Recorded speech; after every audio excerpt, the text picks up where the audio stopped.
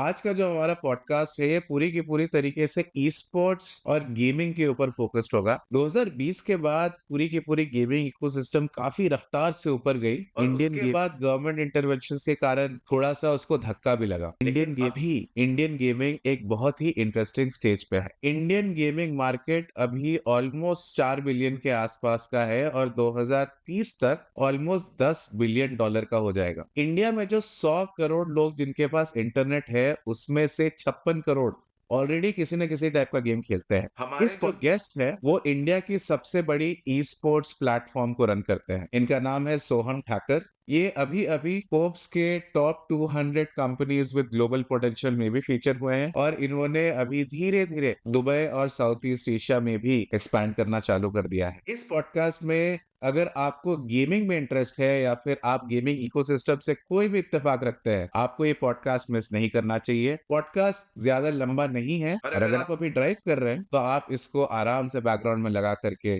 Drive भी कर सकते हैं। You basically started this in 2019 when the BGMI fever was at its peak. 2020 में तो मेरे ख्याल से पीक किया, 2020, 2021 में। Then you know the whole regulations thing and everything. जब आपने चालू किया तो डेफिनेटली यार आप तो एंटरप्रेन्योर हो, आपने बिजनेसेस खड़े भी किए हैं, आपको मार्केट में एक नीड दिखी होगी। करेक्ट। इस टाइम पे मेरे ख्याल से ई स्पोर्ट्स टूर्नामेंट्स ऑफलाइन होने वाले थे, कॉलेजेस में हो रहे थे, शायद रीजनल्स और स्टेट लेवल पे हो रहे थे। सो आपने किस नीड को आइडेंटिफाई किया और बोला कि यार यहाँ से पैसे बन सकते हैं? दो चीजें थी। जैसे पहला तो गैप यही था कि tournament industry was very scattered and unorganised. Offline तो डेफिनेटली लैंड्स वगैरह पे होते ही थे, पर other than that also there were tournaments that were happening on Discord channels, on WhatsApp groups, literally social media pages also where there used to be Facebook groups जहाँ पे लोग लिखते थे कि मैं एक टूर्नामेंट कर रहा हूँ संडे को एक्सेट्रा टाइप पे, ये गेम के लिए आ जाओ, मेरे को पेटीएम कर दो पैसे और मैं आपको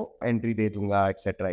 Very unregulated, and there was no technology element to it. There was college kids who would organize something like this, invite, were sent through WhatsApp groups and communities. I figured, why not structureize this, make it into a platform where not only players can compete but also build their stats, find like-minded gamers, enjoy some content, host their own tournaments in an automated manner rather than doing it in 5 different platforms. इधर से पैसा collect किया, इधर registration लिया, इधर host किया, इधर winner declare किया. So I figured that there was definitely a gap there that could be solved. With that mindset, I started Gamerji initially with only 2 titles which were popular there. One was PUBG, obviously, and the second was Clash Royale. These were the 2 titles we secured the licenses to get. We initially got licenses for these 2 games from Tencent and Supercell respectively. And then we started hosting tournaments, community tournaments. Basically an app जहाँ पे आप आओ, आप tournament में register करो, we will conduct the tournament. That time we were also conducting tournament manually. I had 3-4 kids who were sitting in the office, वो लोग tournament custom room create करते थे, पबजी पे लोग आते थे, खेलते थे, and then we would just declare winners on our platform and give them rewards in whatever mechanism. Then we saw some big leaps, especially during the early part of COVID. I'm talking March 2020, where we were sitting at probably 45,000 people registered on the platform. And suddenly by August 2020, in about 4 months, 3 to 4 months time, we are sitting at 1 million people on the platform. A lot of it changed. Initially it was more of a proof of concept that we wanted to experiment, that turned into a business. And then we were also fortunate to raise our first round of capital in the midst of COVID, actually. In November 2020 is when we raised our seed round. And that kind of gave us that validation as well, that this is something that we can build upon. And the first set of investment went towards enhancing the technology. Million लोगों को platform पे time पे एक home developed platform जो खुद develop किया हुआ है, scalability उसकी question है, servers की bills afford नहीं हो पा रहे हैं, etc. That kind of those issues started getting resolved. And with that being said, we started enhancing. Especially the first challenge itself was a manual element. You can't ever scale a business, especially a tech business, when there are manual elements involved in it. So we started building tools, ideally bots and AI, in the early stages of AI, where these can be automated. Matchmaking can be automated based on player data and analysis. Conduction of entire tournament, the entire audit process, the person registered versus playing should be automated. Declaring of the winners directly, वो पहले screenshot upload करने वाला एक structure हुआ करता था. That we eliminated. You don't need to upload a screenshot. We can just have a bot record the game and just take the data directly and feed it into a system. So all of that we started working on. And then obviously Gamerji as a platform started growing post 2020. And then obviously took us to where we are today. Gamerji has a virtual currency concept. आपने gaming industry में को gamify कर दिया है, gamers को गेमिफिक के वो gamified नहीं, वो इकोसिस्टम बना इनिशियली नहीं था। मैं ये जो 19-20 की दिया। बात कर रहा हूँ ना, तब हम तो आज आरएमजी प्लेटफॉर्म पे। RMG was thing, real money gaming का, पैसा दो, पैसा से खेलो, कमीशन हम लेंगे, बाकी का विनिंग दे देंगे।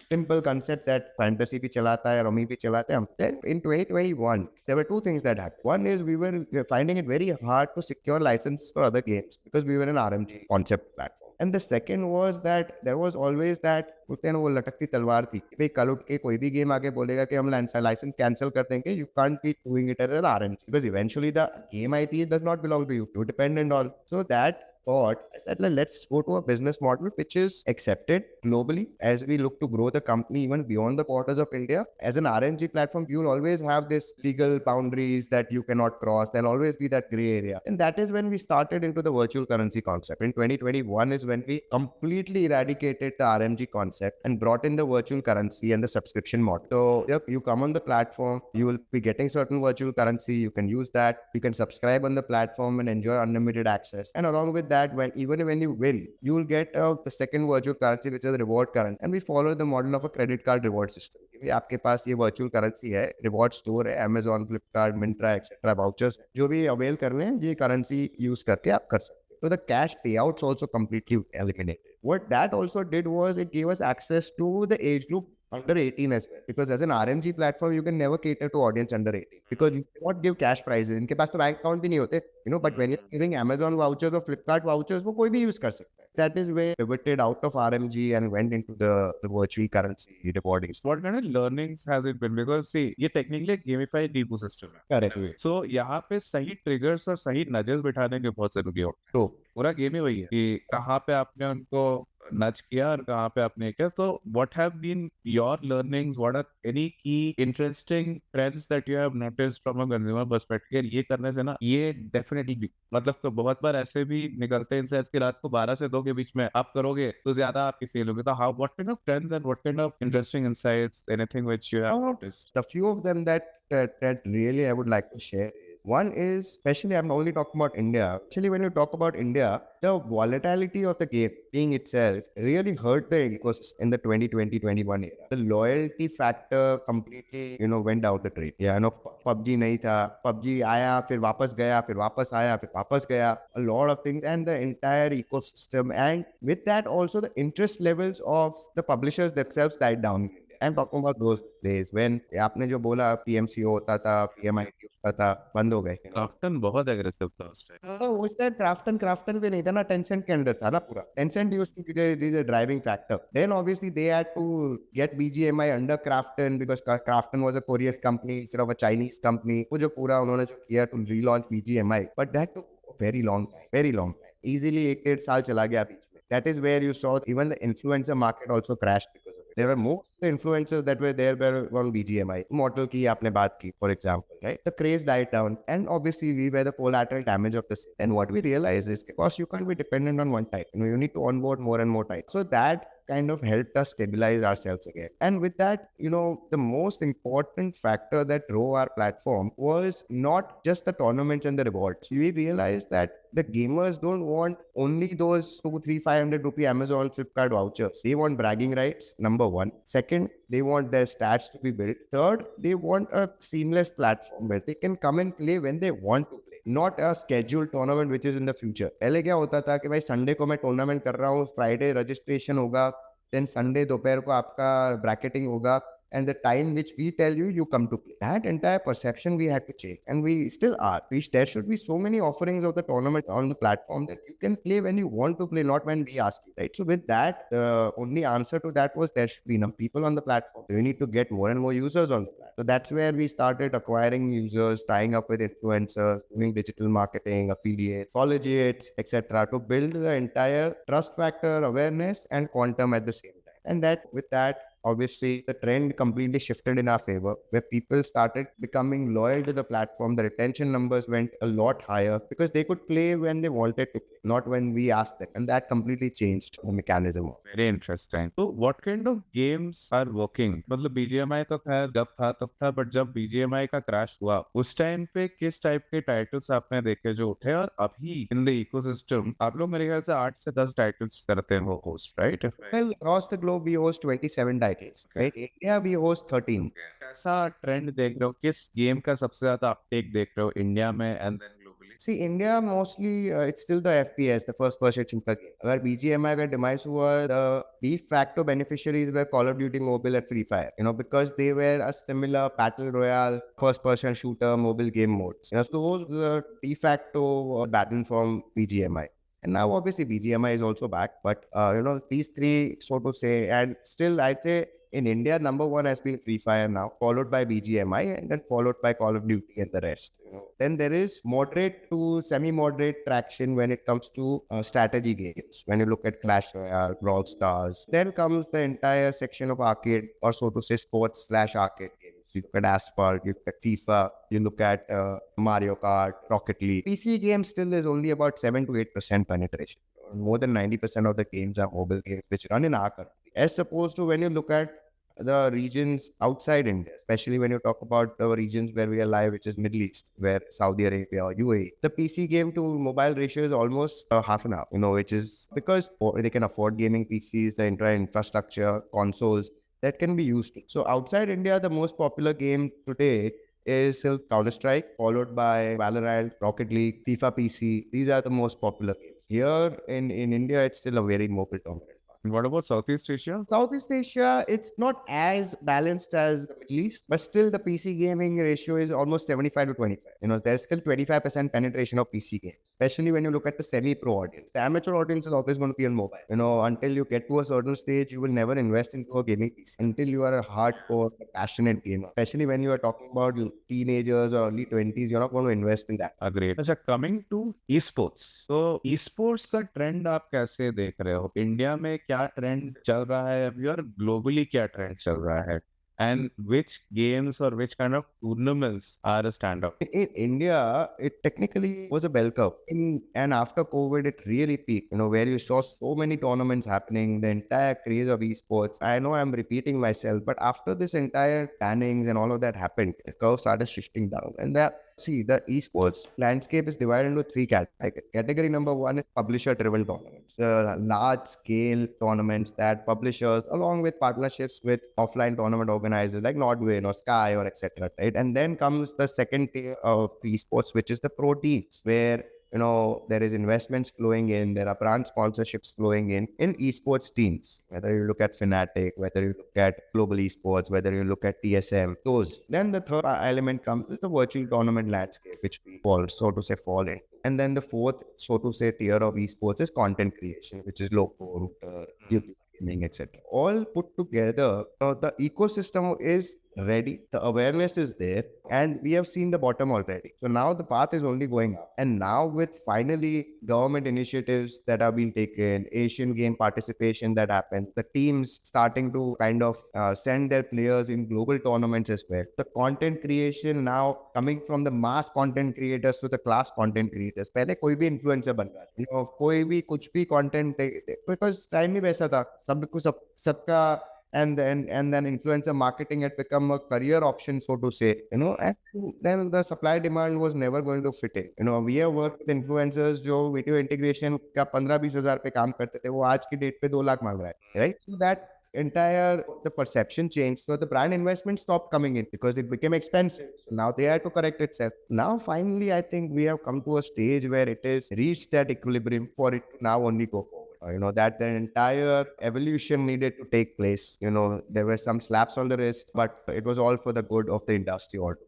And now we are seeing, the studios getting funded in India, homegrown titles. For example, 4G launched its second version just about a month back. A lot of homegrown titles also growing in. The entire gaming ecosystem, recognition by the government, the Prime Minister himself, taking some initiatives to support it. Federations getting into place to kind of regularize certain do's and don'ts. So now definitely we see a good future holding up when it comes to esports and gaming in general. थोड़ा सा ये government के बारे में बात करिए, because I think government steps have majorly impacted the direction of the gaming ecosystem. तो एक तो सर दो चीजें हैं. One is the 2021-2022 में जो bans हुए BGMI और फिर फ्री फायर पे, and then coming back and whatever, इससे ओवरऑल इकोसिस्टम में जितने भी स्टेक होल्डर्स थे, right from the players to the gaming houses to the brands, everybody was affected, including the audience. वहाँ whatever had happened, आपने कैसे देखा पूरे के पूरे इकोसिस्टम को चेंज होते हुए, और how did these people actually mitigate through this or go through this? और अभी गवर्नमेंट किस टाइप के इनिशिएटिव्स ले रहे हैं जो कि गेमिंग को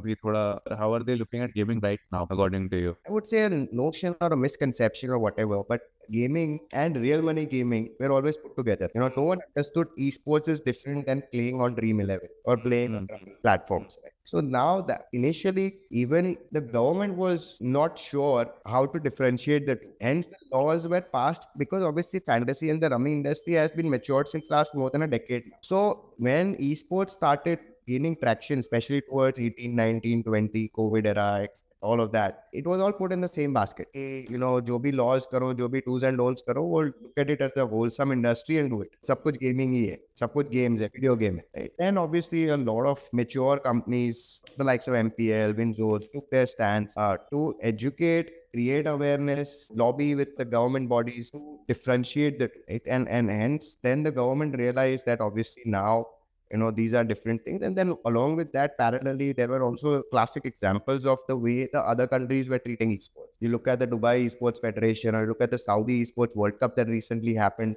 earlier this year. They saw that it is completely a different ball game. It cannot be compared with picking players on a fantasy platform. That is where, now the acceptance has increased. And still, yes, there are certain challenges that are still there, but at least it's moving in the right direction. तो अभी आप मुझे ये बताओ sir कि ये जो gaming houses setup हुए थे और हुए हैं, अभी which direction, what kind of games are these people also, क्योंकि पहले तो ज्यादातर पबजी के थे, अभी तो I think they also have a roster for all different games, right? तो इंडिया में ई स्पोर्ट्स प्लेयर्स का आप क्या देख रहे हो? What is the level that which these people are playing when it comes to the global brands in general? It's still very, very early day. And especially Indian esports players, they did not grow up, or they are still not having that access to the right set of equipments, until they reach that pro stage. Yes, once you are sitting in the Fnatic house, it's a different story. But when you are aspiring and sitting in your bedroom, you're not going to ask, Papa, मेरे को 2-2.5 लाख का equipment चाहिए, मेरे को esports player बनना है. So that acceptance from the previous generation wasn't there. So obviously in India, we are today at the first generation of esports, not the second generation. In a lot of other countries, whether you look at China, South Korea, Japan, US, Europe, obviously, they are now already in the second generation of esports. Their parents were also gaming. How many of us can say, yes, my dad was also a gamer? Barely any, right? So that is where India is still in its very early stages. And hence it directly reflects also on the quality of the gamers that come out of here. And exceptions are always there. I'm not generalizing. Exceptions are always there. I mean, talent is always there. Where India, from a global standpoint, is looked upon as an esports, is still not looked upon as a competition. It is like Afghanistan of cricket, yes. That's how India is looked upon in the esports space. It's early days, very early. Very interesting. You people are already in Dubai, you people are already in Southeast Asia. How are those ecosystems like? So, see, those are much more, one, accepting, second, evolved, and third is regulated industry. And like I said, there are regulations were what? The government is funding in billions of dollars in the ecosystem itself, whether it be funding gaming studios, whether it be sponsoring events, whether it be taking tenders for World Cups and the Olympics contracts, and that automatically reflects on the awareness in the region and the acceptance also in the region. And that also in turn reflects from a platform standpoint, it also affects your ARPUs because people are more willing to spend on esports. It's a completely different ballgame. So it completely changes the perception, so to say, from a grassroots standpoint. When it comes to esports esports players from a mindset perspective, do you see a difference between a Indonesian esports player and an Indian esports player or a Dubai esports player? Yes, I mean, definitely. Indian esports player is doing it out of passion because India and Asia is even more developed or more aware, Southeast Asia in particular. They are doing it out of looking at it as a career option. There is a big, vast difference. And when you talk about Middle East, they are doing it, it's the thing in the trending thing. You know, most of their friends are on it. So why not I also be on it? So there are reasons of being on associated with the gaming and esports in all three different regions. So as a platform, we have to also be very aware of the fact of when we do our market study, how should we reach, what kind of marketing strategies would work in different regions, because it can be generic, because your customer base is very, very different. Coming to titles, आपने point out किया and very rightly pointed out कि India से अभी तक कोई वैसा game निकला नहीं। इंडिया में स्टोरीज की कमी नहीं है सर, अगर आप मैथोलॉजीज की बात करो, और मेरे ख्याल से पहले भी कुछ टाइटल्स ने रामायण महाभारत के ऊपर बनाने की कोशिश की है games, but nothing really has worked. I think Kali is one of the titles which probably comes closest when it comes to the experience in general. But वो भी मेरे ख्याल से is just one episode in a saga, right? So I wanted to take your takes here. Why is it कि अभी तक कोई ऐसा इंडियन गेम ग्लोबल इकोसिस्टम पे फुटप्रिंट नहीं छोड़ पाया गया है, even when we have some of the best storylines? See, one is the local storyline. And when you look at this first storyline, especially when talking about Indian mythology, first and foremost, the Indian mythology needs to be present globally. Then will come the game becoming globally popular, right? I mean, we are taking 3 steps back, right? Why do you think mafia games work here? Because we grew up watching Godfather. Why do you think first-person shooter games work? Because we love war movies, or we love the stories of World War I and World War II. How do you think Call of Duty evolved?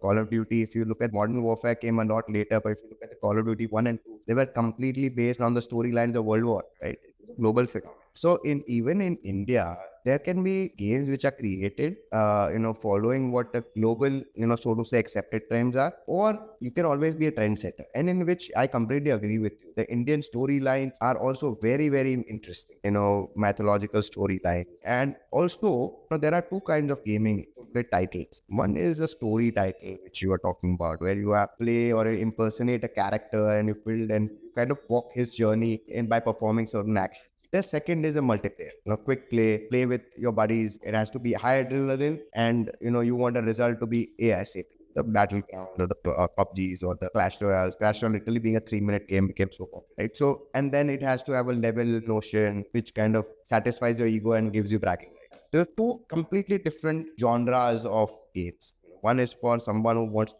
be in his own zone with his headset on. The second is he wants to loud scream and all, and literally have the related level. Our studios, unfortunately, up until a certain time ago, were not as well equipped and funded. Now the fundings globally have started to flow in. Most of the Indian studios were working for the big names, contractual basis, ले लो या जो भी ले लो. अपने यहाँ सबसे पहला यही आता है कि भी रेवेन्यू कैसे आए, तो वो कैसे आएगा? एपिक या राइट का कॉन्ट्रैक्ट ले लो, तुम्हारे 10 डेवलपर बिठा दो, बहुत ही स्किल्ड है, but your first thought is अगर वहां से $1 million का रेवेन्यू आ रहा है, तो rather focus on that, why get into creating something of my own which is going to cost me $1 million and still I don't know whether it will work or not, right? So now after the external funding getting pumped in, now the studios are thinking about developing their own IPs, developing their own, so to say, footprint, brands. It's only in the last 5 years that we've started seeing this. Up until then, we were just following what was working out there or working actually for them remote. So that is, obviously. And then, yes, Kali, one of the examples that you gave. So there are certain other titles also. Like, for example, I came across a title called Mayapuri, which was a GTA version of India. Yeah, it was like a GTA version on the streets of Mumbai. You could get into an auto rickshaw. You could, you could literally ride it all across and stuff like that. So they tried to create it. It's still in development, but it's like they did like a first cut, so to say, in one of the conferences I was attending. It was like a GTA version, but on the Indian street. Now that is something that can work. I've always played GTA on the streets of San Andreas or on the streets of California or New York City. I would love to do it if it was Mumbai streets. Complete different kick to it.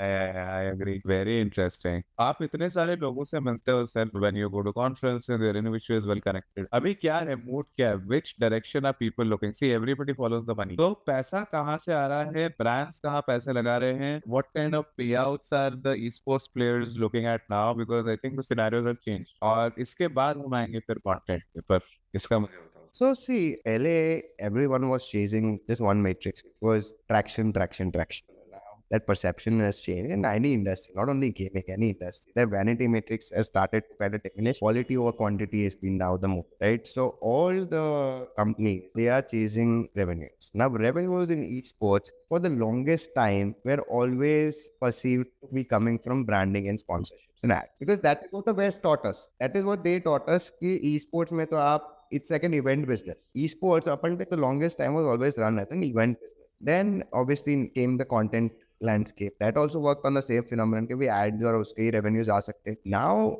people have started to understand that monetizing your customer, that's the only sustainable thing. If you're not able to monetize your customer, whether it be in the form of direct revenues from them or through data, whichever way you are doing it, but you need to monetize your customer, right? So that is where the trend is. People have started to look avenues to monetize, including gamers, how to best monetize your customer. And along with that, also the brands. Initially, they were hesitant to pump in the money. They were not sure whether the ROIs will work.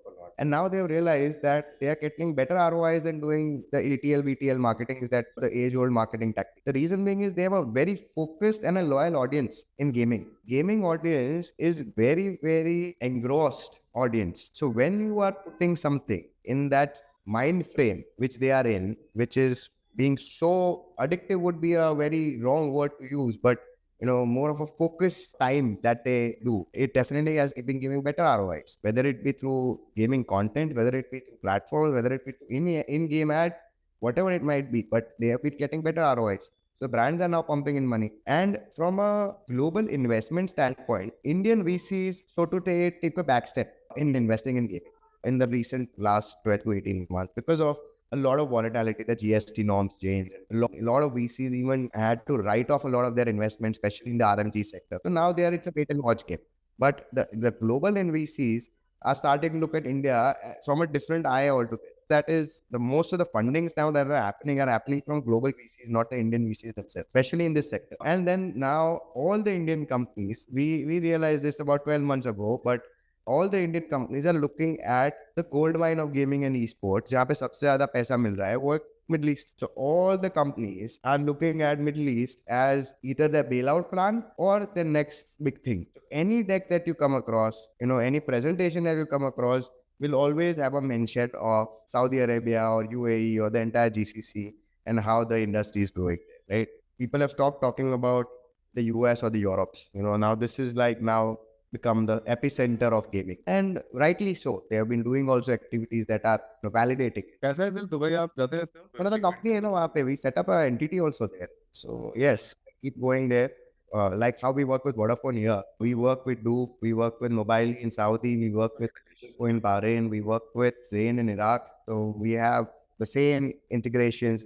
We also work with brands like Talabat, PISB, etc. in the region. So we work with about 9 clients across the Middle East, especially in the GCC, but also across the Middle East. So that has obviously been flowing in some good revenues from that sector as well. कितना time spend करते हो usually आप Dubai में? At least 15 days every other month I'm there. वो अच्छा networking hub है नहीं, मतलब you go there, it's like a perennial conference going on, मुझे तो ऐसा लगता है लोग जहाँ जाते हैं वहाँ पे मीटिंग्स ही चलती रहती हैं सबकी इधर उधर. Dubai especially, people have only come there for business. Even the people who are living there, except for the local Arabs, they're for one reason alone, which is business and money. No one is looking at Dubai as a retirement option. People are only looking at Dubai as a money-making or a growing their career option. So most of the people you encounter there are going to be enterprising, wanting to look at opportunities, wanting to scale, wanting to grow, ambitious people.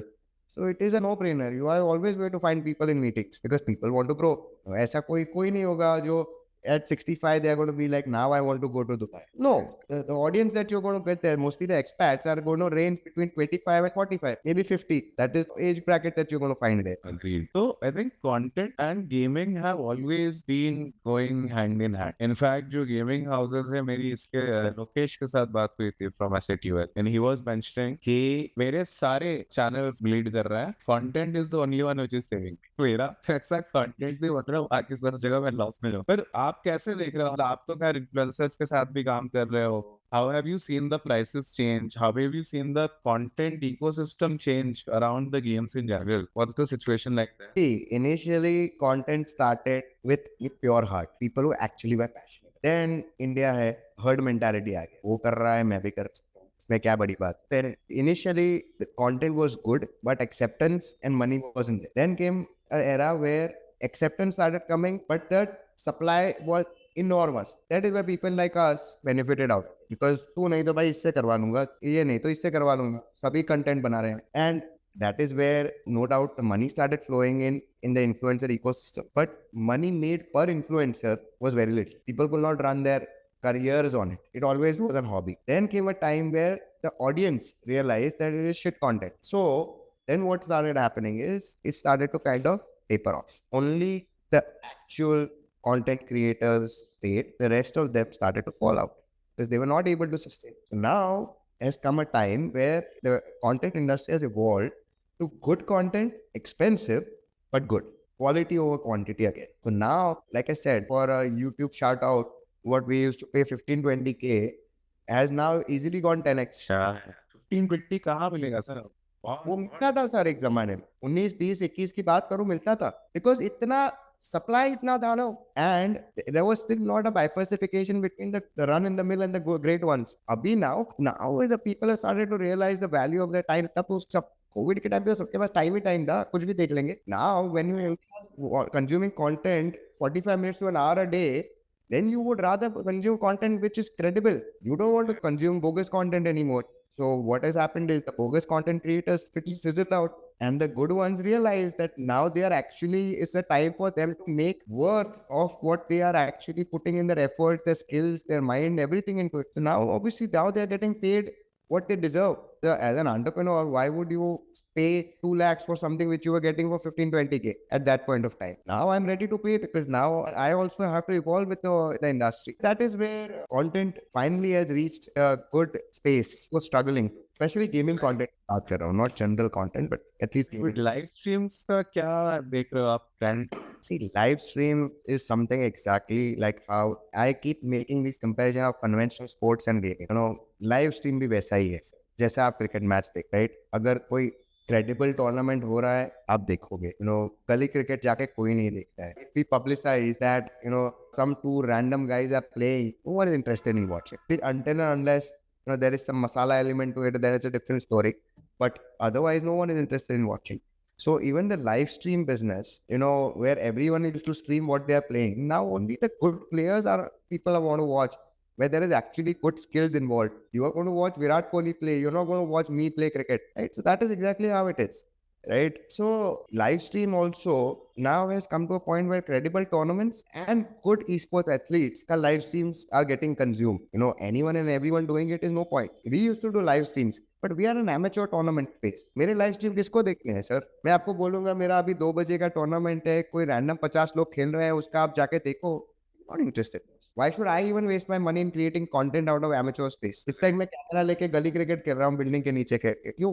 Right? Very valid analogy actually. तो but in general जो अभी content चल रहा है, जो नए लोग आ रहे हैं अभी creator ecosystem में, जो gaming ecosystem में, so basically there are gaming esports players and then there are gaming content creators. When it comes to gaming content, personality versus gameplay versus packaging, how would you put them in ranking? In the end, content is all about the personality of who actually is streaming or creating the content. It has to be the power of that content creator himself to pull in the audience. First comes the person himself, then comes the content actually created, and then comes the engagement and whatever the bits and bits around it is, the distribution, whatever. So अभी भी जो आ रहे हैं now, especially the good esports players are creating some good content as well, versus then you see a lot of channels which have now died down because they did not have the content creator himself was not a gamer. That is obviously and now in today's day and age, like I said, the good content creators are esports athletes or good streamers who can give good commentary around the tournaments happening. Otherwise, other than that, I don't see a lot of value in general content anymore around gaming. What do you think about female gamers and the kind of action that they have? There are 2 angles to it. One angle is, which is a good thing, is that female gaming audience is slowly increasing at a very, very snail pace, but it is in. And female content creators, or ideally female gaming content creators, one, if they are really skilled, they'll definitely, there is no discrimination between a male content creator in gaming or a female content. The second is if she's looking good, which we all know. She's going to have a lot of followers. Whether she's gaming or whether she's creating beauty content doesn't matter. right at the end of the day. But at least the good part is the acceptance of female content creators, especially in the gaming. The other sectors there was never any discrimination, but in the gaming space there was always that discrimination because female content creators, especially in gaming, were not skilled enough, or gaming as an industry was always perceived to be a male dominant, male dominant, male dominant. वो भी नहीं रहा है. As long as he or she are good gamers, their content is good, irrespective of their gender, they are going to be followed. मेरे को एक last चीज मेरे ख्याल से डिस्कस करनी थी which is around the future of gaming because I think ये बात हमारी सर ने भी काफी पहले कह दी थी कि gaming is going to be bigger than Bollywood and music combined. But what is the pace at which you're seeing this evolve? And what are the newer opportunities which you see coming in? For gaming to surpass media and entertainment, the good thing is it has a identity of itself. 10 years ago, if you told me gaming, it was always looked upon as a subset of the media or the entertainment industry. Gaming is one of the small subsets of what the entertainment industry in generally holds.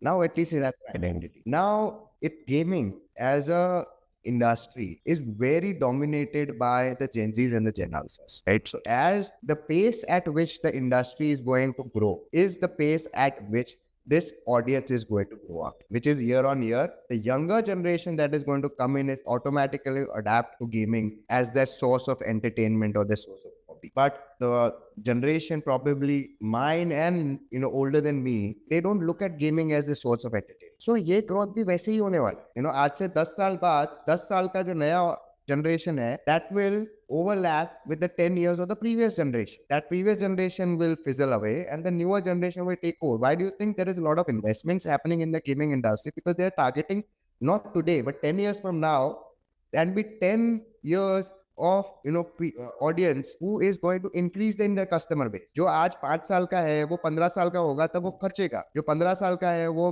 25 साल का होगा तो he will be spending more.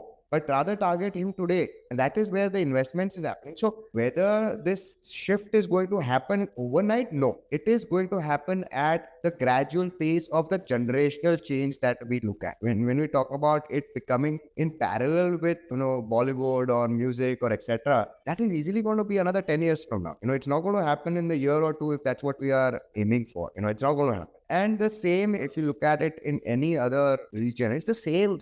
There is no difference. Interesting. AI को कैसे देखते हो sir आप? Much needed. Gaming में तो पूरा का पूरा मतलब they are eating up jobs and making the game creation process much more easier and much more faster. ये भी सर है ना, वो जो herd mentality है ना, वैसा एक structure एक roadblock आने वाला है. See, AI will always give you, generic development. It will never give you, then the investor question which you mentioned, which will always, what makes you different? उसका क्या आंसर दोगे? वो भी यही यूज करके बनाया है, मैं भी यही यूज करके बनाया है, तो how am I different? That is what AI is doing. It's no doubt it is eating up jobs, but there is going to be a time where there is not going to be any differentiation factor. At that time, what will you do? At that point of time, there will always have to be innovation that needs to be there. AI works on data. Data is from historical developments. So innovation, either you have to keep making your AI smarter, for which you have to keep innovating, and to innovate you will need human minds at the end of the day, or you stick with that generalization and you stick with that, but then the differentiation factor will completely die down, right? So there will not be any differentiation factor left anymore. So AI, no doubt, is going to be very, very critical and crucial. But as long as you keep making it smarter, if you're going to be stuck with it, there'll be a dead end. मैं कभी-कभी वैसा सोचता हूँ sir, क्या आप imagine करो,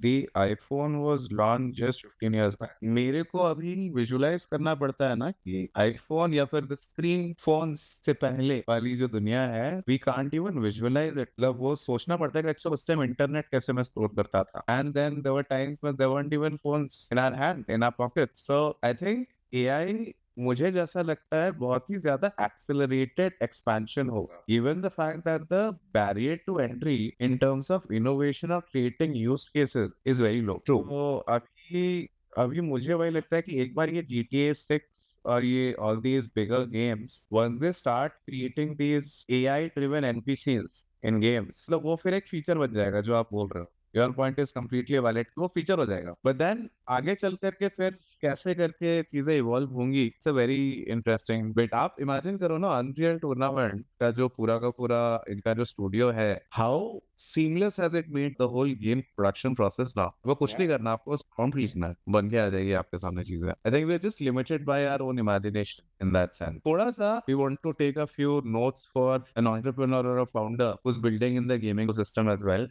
एक तो in general for entrepreneurs, because you have been doing this for close to 14-15 years, अपना कुछ ना कुछ you have been dabbling in the entrepreneurial space for a very long time now. So what have been your key learnings or the key things कि जब भी आप किसी problem में फंसते हो, what is it that you visualize or what is it that keeps you going, or how do you push yourself? When I entered into the entrepreneurial space, it was with passion that I want to do something of my own. I want to be my own boss. Most of the entrepreneurs enter into that space, especially when you are in early to mid 20s. वो एक कीड़ा होता है कि मैं कुछ खुद करूँ. What I learned over these years was it is very necessary for you to research, put a good business plan in place, and then comes the gut feel. Most of the entrepreneurs make that mistake that my gut feel is what the ultimate is. That is not true. I have done that mistakes in the past. कि मेरे को लगता है चलेगा तो चलेगा ही. That's not, data speaks louder than what your heart says, especially when you're looking at business. So do your research before you start it. When you're looking at the gaming industry in general, people always look at the gaming industry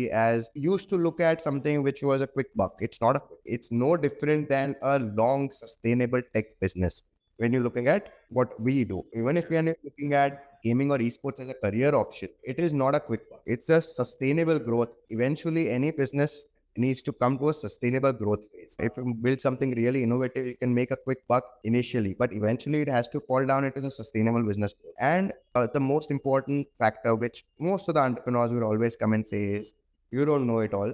Speak to maximum number of people, have good mentors, form a team which knows more than you do. And that is the only manuscript to having a good business. Interesting. And अभी अगर कोई gaming ecosystem में घुसना चाहता है as a founder, which all areas do you see are the windows of opportunity in the gaming ecosystem अगर किसी को अपना business बनाना है? See, the first and foremost, which we also covered in our conversation, was developing an India-centric game. That is still a huge void and a huge gap that is lacking. I would initially say that if you are really looking at entering the gaming space, you have the right skill set and the right team, nothing like game development, and especially making a game which obviously do your research, do your analysis, do your pilots, but game development is the first era. Second is obviously if you have the skills to become a gamer yourself, then obviously, no two ways about it, pursue your passion. But know that the chances of success in becoming a professional gamer are as good as you becoming a professional cricketer. They are no different. There's no harm in pursuing it, but always keep that in mind. And then obviously content creation is, as long as you create good, genuine content, there's always business to be made there. Great, sir. I think with that, we can draw this podcast to a close. think एक घंटे की solid conversation हुई है. मुझे तो बहुत ज़्यादा information मिला. A lot of things got validated. Thanks, Soham, for taking time out. Likewise, well, thanks so much for having me here. And it was a great conversation and look forward to catching up again soon. आशा करते हैं आपको ये podcast पसंद आया होगा। अगर सोहम से आपको कोई भी सवाल और पूछना है गेमिंग के बारे में, ई-स्पोर्ट्स के बारे में, तो प्लीज़ कमेंट सेक्शन में ज़रूर बताइएगा। और हम आजकल रोज़ एक स्टोरी टाइम वीडियो निकाल रहे हैं जो कि हमारे रील्स में जा रही हैं, तो प्लीज़ हमारे चैनल को सब्सक्राइब ज़रूर कीजिएगा। हम मिलते हैं आपसे अगले पॉडकास्ट में या फिर अगले रील में।